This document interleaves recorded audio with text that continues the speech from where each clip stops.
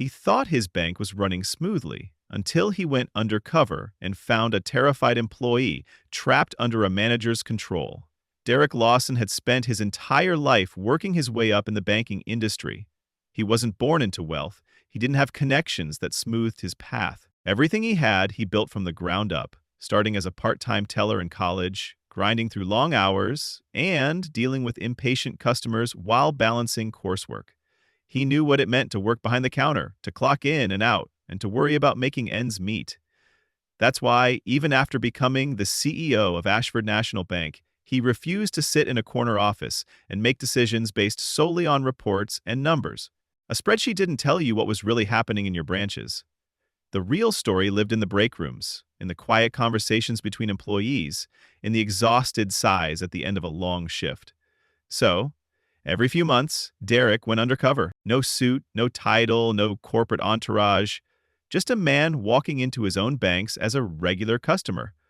Most of the time, he found small issues, long wait times, an employee struggling with the software, a customer service rep who looked like they could use a break, but every now and then, he saw something that shook him.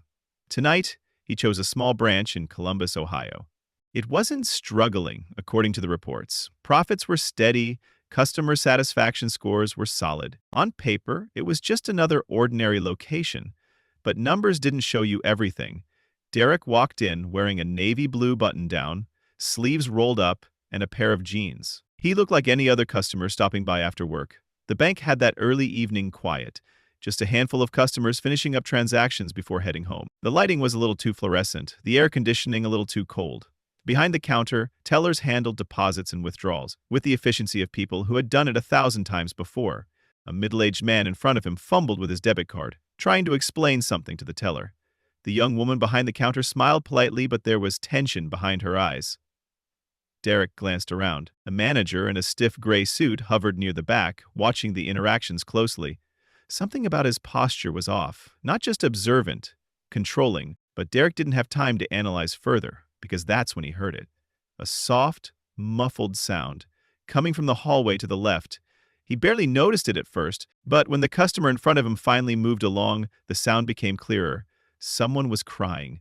Not loud, not dramatic. A quiet, stifled sob, the kind you let out when you're trying not to break. Derek turned slightly, following the sound with his eyes. The break room door was slightly ajar, and inside he caught a glimpse of a young woman. Her head bowed, fingers gripping the edge of the table like she was trying to keep herself together. Another employee stood beside her, speaking in hushed tones. Derek didn't know her, but the look on her face hit him like a punch to the gut. Something was very wrong. But the question was, what? And that's when Derek decided.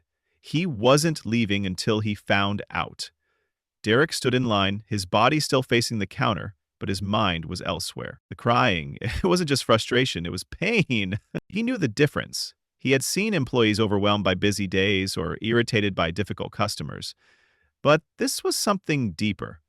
His instincts told him to walk over, ask if she was okay. But he wasn't Derek Lawson, CEO in this moment. He was just another customer, a stranger. Instead, he listened.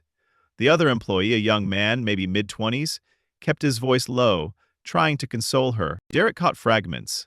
"Jasmine, you can't let him. He doesn't own you." Jasmine, that was her name. Her response was nearly a whisper, but Derek picked up the defeat in her tone. "What choice do I have?" she said.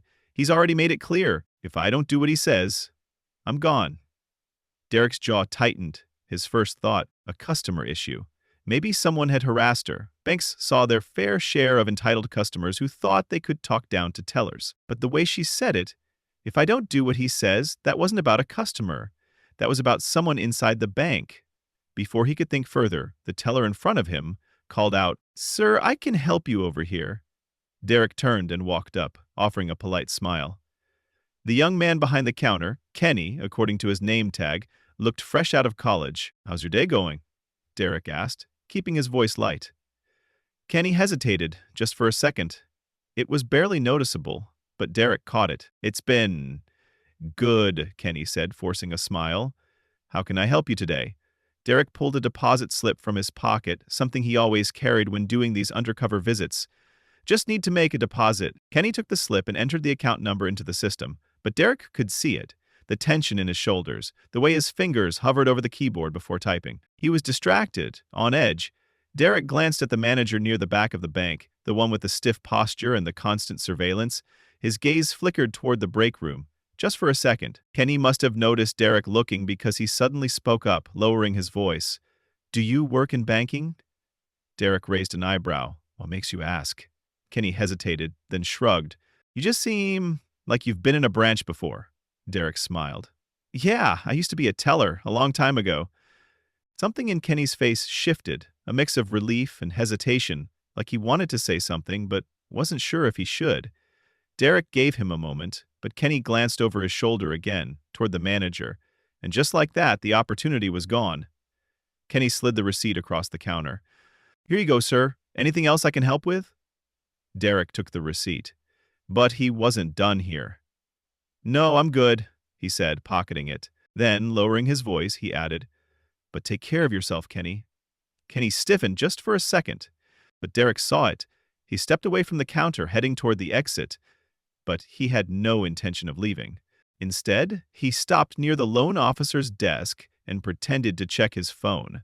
From here, he had a perfect view of the break room.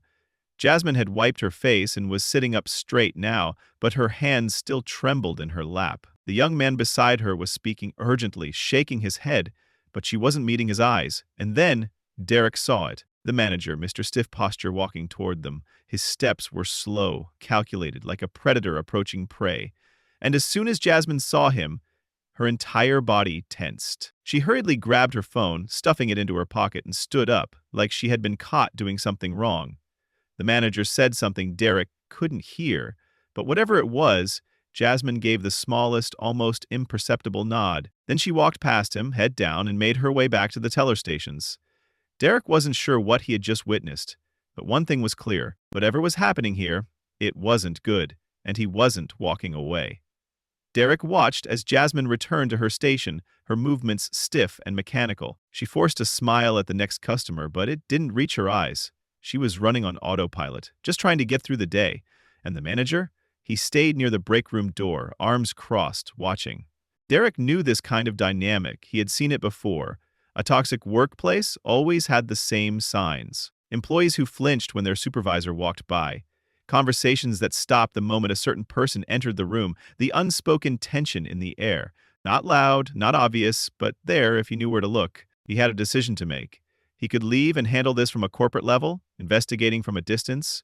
That was the safe, professional way. Or he could get his answers now. Derek took a slow breath, adjusting his posture. If he wanted people to open up, he had to come at this the right way. He scanned the room, looking for an opening. Kenny was helping another customer. Jasmine was back at her station, avoiding eye contact with the manager. But the young man who had been in the break room with her? He was standing near the side counter, organizing a stack of deposit slips, his jaw tight. Derek walked over, keeping his voice casual. "Excuse me, do you have a pen?" The young man looked up, startled. "Oh, yeah, of course." He grabbed one from the cup beside him and handed it over. Derek took it, but didn't walk away. He glanced at the employee's name tag. Miles. "Hey, Miles," Derek said, lowering his voice. "I couldn't help but notice your friend seems upset." Miles's expression didn't change, but his grip on the stack of papers tightened. "She's fine." Derek tilted his head. "She doesn't look fine."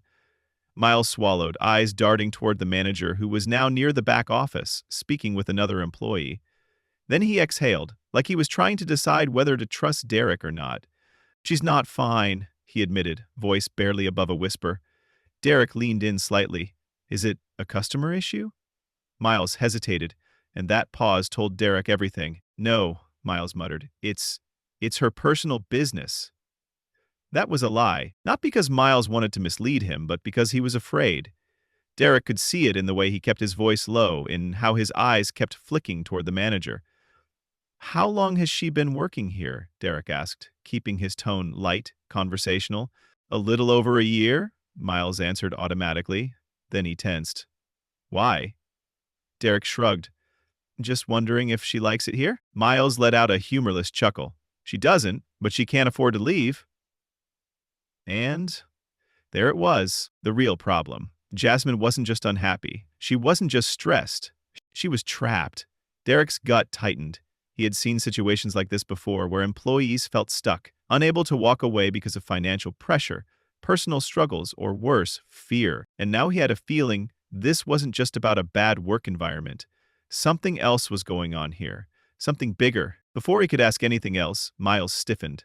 Derek didn't have to turn around to know why. The manager was walking toward them. The air shifted, thick with something unspoken. Derek could feel the power dynamic in the room change in real time.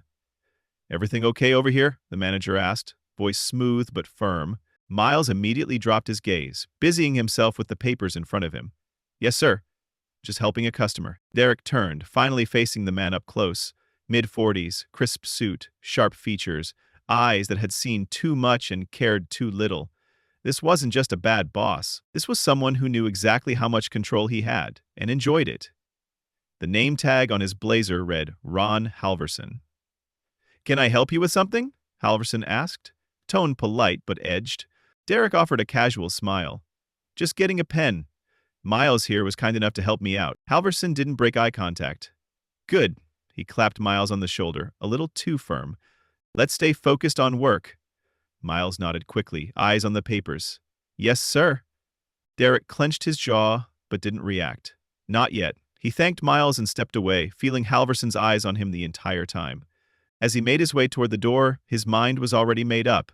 He wasn't leaving, not until he found out exactly what was happening in this bank. Derek stepped outside, letting the evening air cool his frustration. But he wasn't leaving. Not yet. He walked toward his car, just far enough to make it look like he was done with his business, then leaned against the hood, pretending to check his phone. In reality, he was thinking. Something wasn't adding up. Jasmine was terrified, Miles was hesitant. And Halverson? That man had the look of someone who thrived on control. Derek had dealt with plenty of bad managers before, but this was different. This was calculated. If he wanted real answers, he needed to talk to someone who wasn't afraid.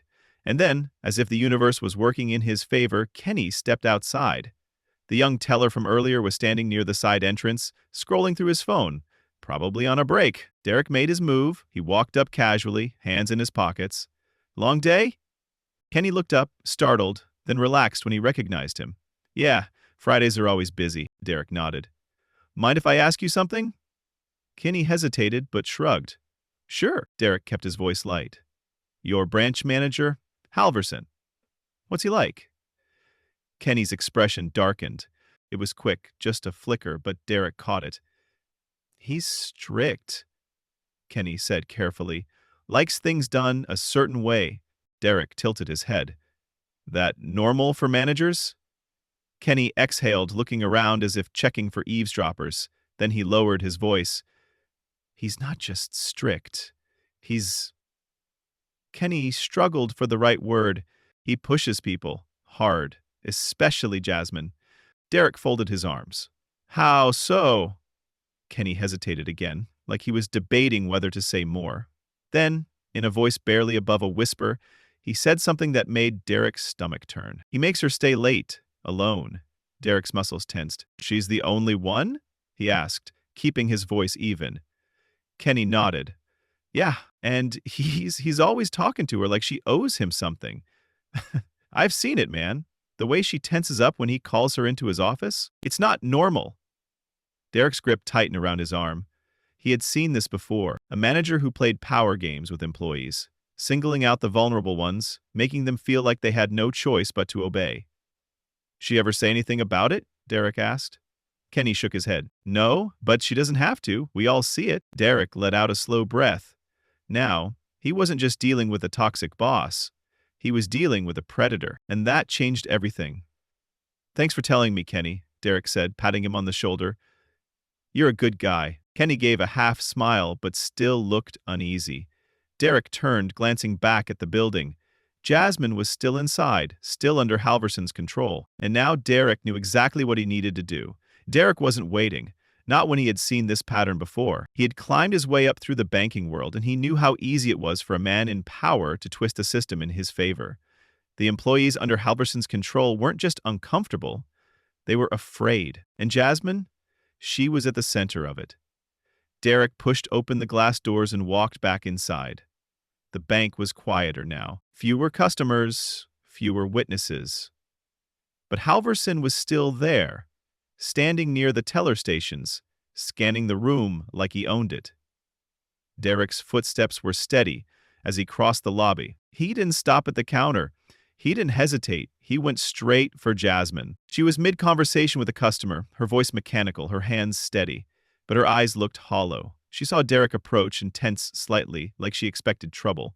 "Excuse me," Derek said, just loud enough for the customer to hear. "I need to speak with you for a moment." Jasmine blinked, confused. I'm with a customer, sir." The older woman in front of her gave Derek a sharp look. "She's helping me right now. You can wait." But Derek kept his eyes on Jasmine. "It's important." And she knew. She swallowed, apologized to the customer, and stepped away from the counter. Halverson noticed immediately. Derek saw him straighten, his eyes narrowing. He didn't like losing control. Jasmine led Derek a few steps away, fidgeting with the edge of her blazer. "Hi, what can I help you with, sir?"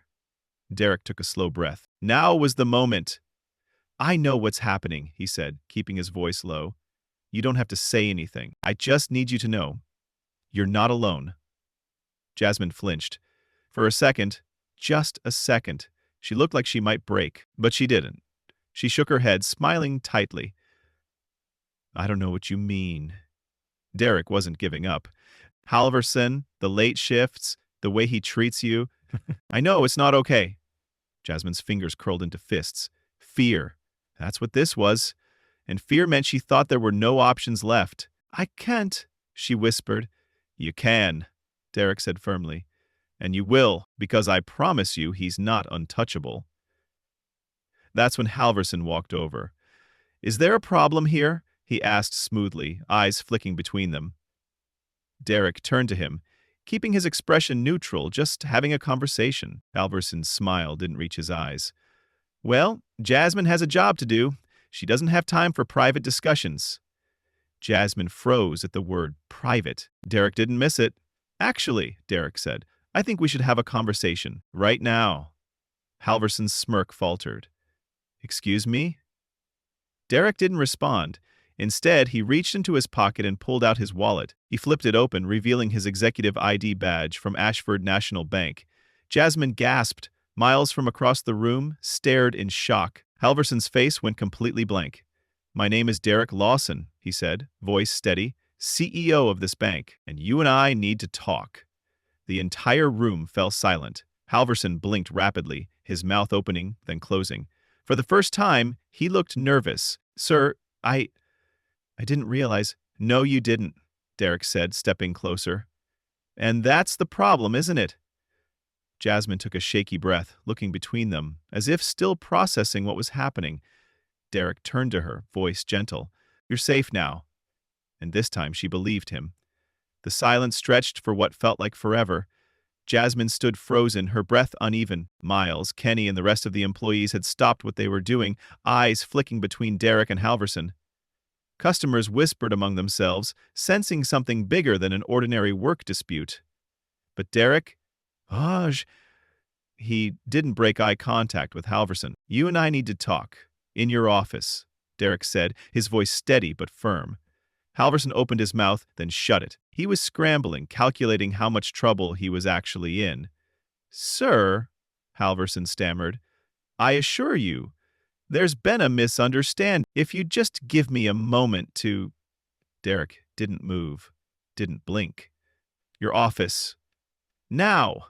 Halverson swallowed hard, his confidence cracking. He turned stiffly and led the way toward his office. Derek followed, but before stepping inside, he turned back to Jasmine. "Stay here," he said gently. "This won't take long." Jasmine barely nodded, her hands trembling at her sides.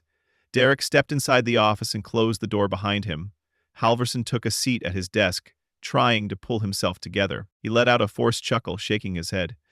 "I have to say, sir, I didn't expect to see you here tonight. A bit unusual for the CEO to visit a branch without notice." Derek leaned forward, resting his hands on the desk. "You know what else is unusual?" he said, voice low. "A branch manager abusing his power to intimidate his employees." Halverson flinched. I don't... I know what you've been doing, Derek interrupted. I know about the late-night shifts. I know about the way you treat Jasmine, and I know you think you can get away with it. Halverson's face paled. Sir, I assure you, I have always conducted myself professionally. If there have been any misunderstandings, Save it! Derek snapped. He wasn't here for excuses. He reached into his pocket and pulled out his phone. With a single tap, he played back the recording.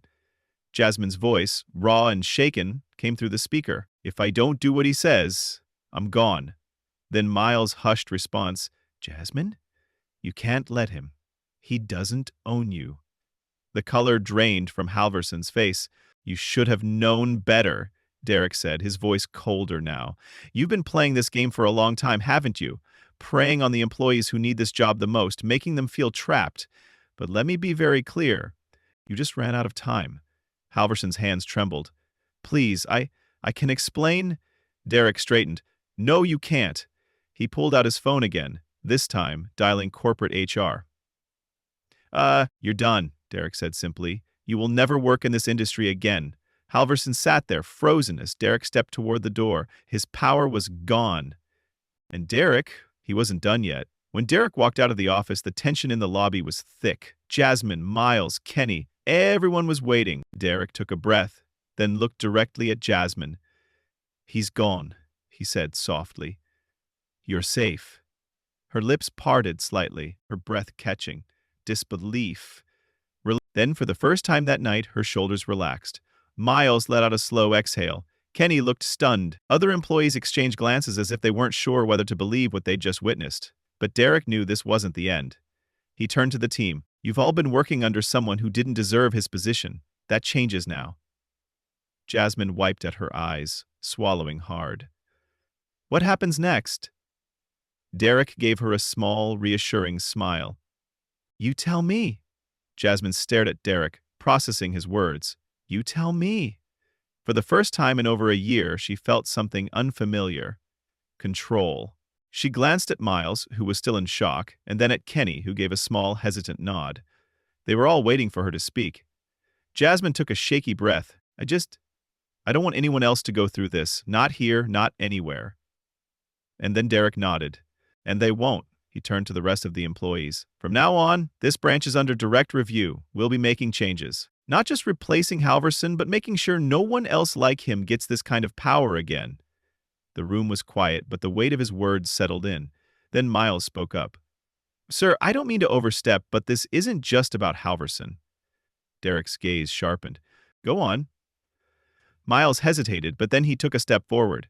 His voice was stronger now. The way things work here, it's not just one bad manager. The pressure, the way we're treated, the fear of speaking up, it's bigger than just this branch. Kenny nodded in agreement. A lot of us feel like we have no choice but to put up with it, because the second we complain, we're out of a job. Jasmine looked down, guilt flickering across her face. I wanted to leave so many times, she admitted. But I couldn't afford to, and I thought maybe this was normal. Derek's jaw tightened. This was why he went undercover. Not because of numbers, not because of performance reviews, but because the real problems were the ones hidden beneath the surface. He took a deep breath. This stops today. Everyone watched him, waiting for what came next. I don't just want to fix this branch. I want to fix the system, and I'll need your help to do that. That means transparency. That means trust. That means if something is wrong, you speak up. Jasmine still looked uncertain. And if we do? Will anyone actually listen? Derek met her eyes. I will. Jasmine studied him for a long moment, then finally she nodded. For the first time that night, she looked like she believed it. An hour later, Derek sat in his car, watching the employees slowly lock up for the night. Jasmine walked out with Miles and Kenny, the three of them talking quietly. They looked lighter, like the weight of the last year had finally started to lift. Derek exhaled, running a hand over his face. This had been one branch, one manager, in one location. But how many more were out there? How many employees, just like Jasmine, were afraid to speak up? How many times had he looked at a spreadsheet and thought everything was fine when it wasn't? Being a leader wasn't just about profit margins or efficiency. It was about people. And tonight, he had been reminded of exactly why he did this job. Too often, people in power look the other way. They see employees as numbers, not human beings. But leadership isn't about control. It's about responsibility. If you ever feel trapped in a situation where someone is abusing their power, speak up. And if you see someone else struggling, don't stay silent, because sometimes all it takes is one person to break the cycle. And if this story resonated with you, share it. You never know who might need to hear it.